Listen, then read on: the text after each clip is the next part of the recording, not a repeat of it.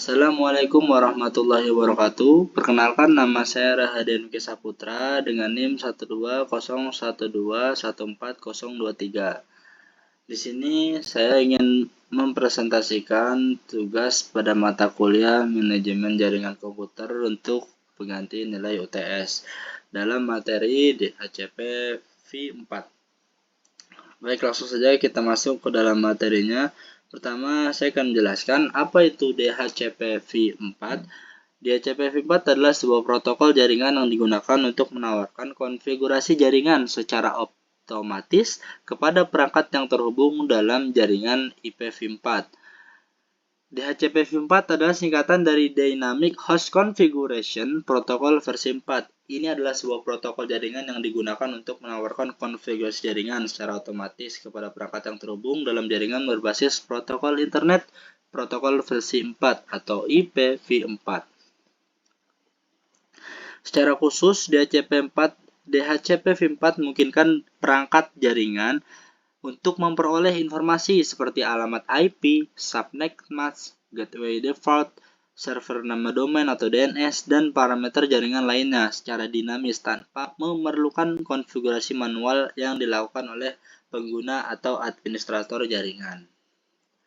Selanjutnya, saya akan jelaskan apa fungsi dari DHCP V4, yaitu untuk penyediaan alamat IP. Salah satu fungsi utama DHCP V4 adalah memberikan alamat IP kepada perangkat yang terhubung ke jaringan. Dengan menggunakan DHCP V4, perangkat klien dapat memperoleh alamat IP secara dinamis dari server DHCP. Yang kedua, penyediaan subnet mask. DHCP V4 juga menyediakan subnet mask kepada perangkat klien. Subnet mask digunakan untuk memisahkan alamat IP menjadi bagian jaringan dan bagian host, memungkinkan perangkat untuk mengetahui apakah tujuan komunikasi berada dalam jaringan lokal atau jaringan lain. Dan selanjutnya ada konfigurasi DNS, dapat mengkonfigurasi server nama domain atau DNS yang akan digunakan oleh perangkat klien untuk melakukan resolusi nama domain menjadi alamat IP. Ini memungkinkan perangkat untuk mengakses sumber daya jaringan dengan menggunakan nama domain.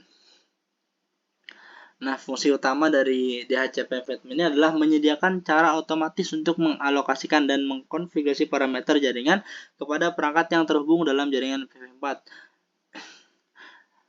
Fungsi-fungsi tadi ini merupakan memungkinkan administrasi jaringan untuk lebih efisien, mengurangi kebutuhan untuk mengkonfigurasi setiap perangkat secara manual, dan memastikan bahwa perangkat dalam jaringan menerima konfigurasi yang konsisten dan tepat waktu.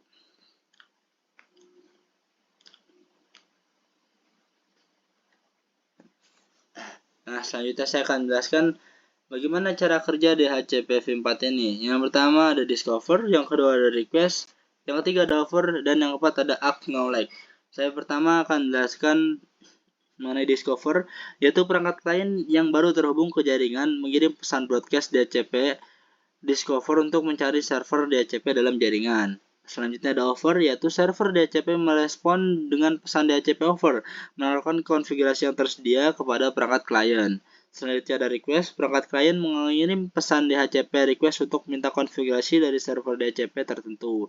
Dan yang terakhir ada acknowledge, yaitu server DHCP yang dipilih merespon dengan pesan DHCP acknowledge, mengkonfirmasi bahwa konfigurasi telah diberikan kepada perangkat lain.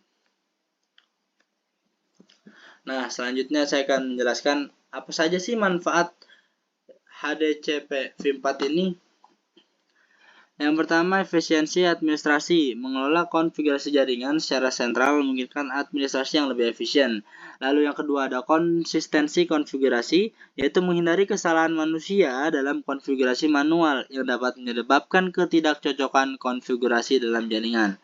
Dan yang terakhir, penghematan alamat IP, yaitu dengan menggunakan skema penyewaan alamat IP, DHCP V4 memungkinkan penggunaan alamat IP secara efisien dalam jaringan.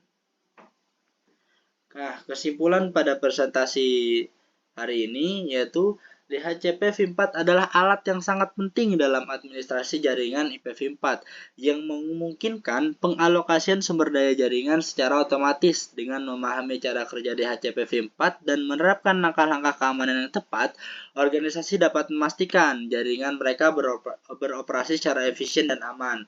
Dengan pemahaman yang baik tentang DHCP V4 dan implementasinya, organisasi dapat memastikan bahwa jaringan mereka beroperasi secara efisien, mudah dikelola, dan aman. DHCP V4 menjadi landasan penting dalam menyediakan konektivitas yang handal bagi perangkat dalam jaringan IPv4.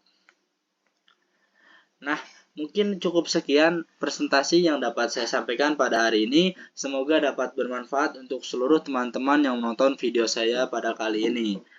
Kurang lebihnya mohon dibukakan pintu maaf yang seluas-luasnya. Jika ada salah-salah kata, itu datangnya dari saya sendiri, dan jika ada kelebihan kata itu datangnya dari Allah Subhanahu wa taala.